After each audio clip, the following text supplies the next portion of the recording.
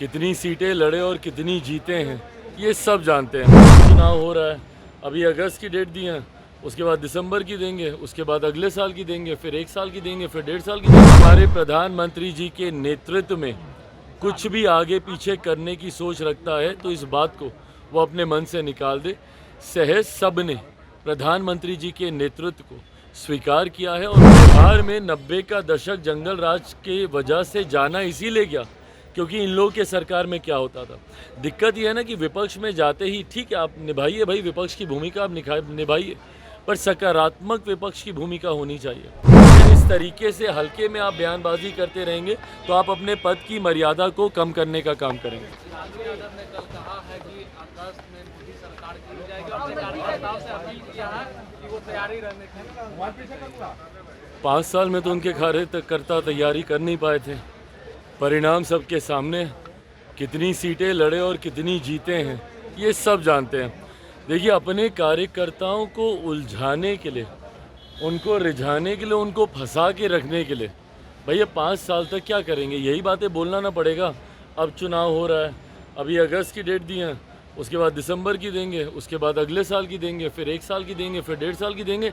करते करते अगला 5 साल इन लोगों को किसी तरीके से खींचना है। हकीकत है, और इस बात को मैं पूरी एनडीए के एक एक घटक दल के बिहाफ पर बोल सकता हूँ। जिस मजबूती से आज केंद्र में हमारे प्रधानमंत्री नरेंद्र मोदी जी के नेतृत्व में ये सरकार चल रही है, अगले 5 साल ये सरकार ना सिर्फ इसी मजबूती से अपना कार्यकाल पूरा करेगी, बल्कि इन 5 सालों में भी कई बड़े और कड़े फैसले प्रधानमंत्री जी के नेतृत्व में देश हित में लिए जाएंगे, जिसका मजबूती से समर्थन एनडीए का हर एक घटक दल करेगा। इस बात में अगर किसी के मन में 1% भी शंका है कि कोई भी एनडीए का घटक दल हमारे प्रधानमंत्री जी के नेतृत्व में कुछ भी आगे पीछे करने की सोच रखता है तो इस बात को वो अपने मन से निकाल दे।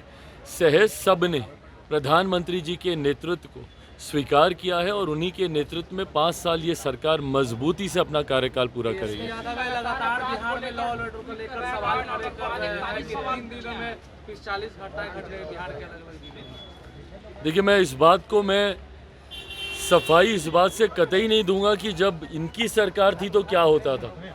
बिहार में 90 का दशक जंगल राज के वजह से जाना इसीलिए गया क्योंकि इन लोगों के सरकार में क्या होता था। दिक्कत यह है ना कि विपक्ष में जाते ही ठीक है आप निभाइए भाई, विपक्ष की भूमिका आप निभाइए, पर सकारात्मक विपक्ष की भूमिका होनी चाहिए। आप एक ऐसी भूमिका निभाइए जहां पे लगे सरकार को कि विपक्ष भी साथ में मिलकर प्रदेश के हित की बात करता है। जब किसी बात का श्रेय लेने की बात आती है, नौकरी का श्रेय लेना होगा तो तुरंत आप हर मंच से खड़े होकर बोलिएगा। और जब पुल गिरने की बात आती है, हम लोगों ने तो भैया खड़े होकर नहीं बोला ना कि कौन सा पुल किसके कार्यकाल में बना था। हम लोगों ने तो जानकारी नहीं दी। ऐसा तो नहीं है कि भाई अभी जो 6 महीने पहले जो एनडीए की सरकार बनी है उसी में ही सारे पुलों का निर्माण हुआ है। हम तो इस बात को सहज स्वीकार भी करते कि हमारी सरकार है भैया, जिम्मेदारी है हम लोग की। पर ऐसे में जब आप उंगली उठाते हैं तो आप ये भी तो देखिए कि आपके कार्यकाल में क्या होता था। बनिस्बत उसके चीज़ों को बहुत बेहतर किया गया है और आने वाले दिनों में बेहतर किया जाएगा। लॉ एंड ऑर्डर हम लोगों के लिए भी चिंता का विषय है और हम लोगों ने भी इस बात के लिए मुख्यमंत्री जी से हम लोगों ने भी आग्रह किया है कि जिस तरीके से लॉ एंड ऑर्डर की का विषय है उस पर हम लोगों को चिंतित होकर कड़े कदम उठाने की ज़रूरत है। पुल गिरे उसको भी लेकर हम सब चिंतित हैं कि गुणवत्ता के साथ कतई किसी तरीके का कोई समझौता बर्दाश्त नहीं किया जाएगा। पर विपक्ष की भी जिम्मेदारी बनती है कि ऐसे में सकारात्मक भूमिका निभाए। राहुल गांधी है वो आरोप लगाए थे कि रक्षा मंत्री पर कि अग्निवीर के शहीदों को मुआवजा चाहिए, उस पर सेना के जवानों ने भी जवाब दिया है, ट्वीट किया है कि नहीं उनको पैसा नहीं। भाई ये गलत तथ्यात्मक जानकारी सदन के पटल पर आप रखिएगा और आज की तारीख में आप सिर्फ एक सांसद की भूमिका में नहीं है ना कि आप कुछ भी आए बोले और चले गए। आज की तारीख में से एक संवैधानिक पद पर आप बैठे हुए हैं। एलओपी की पद की एक अपनी गंभीरता होती है और उसको गंभीरता से लिए जाना ज़रूरी है।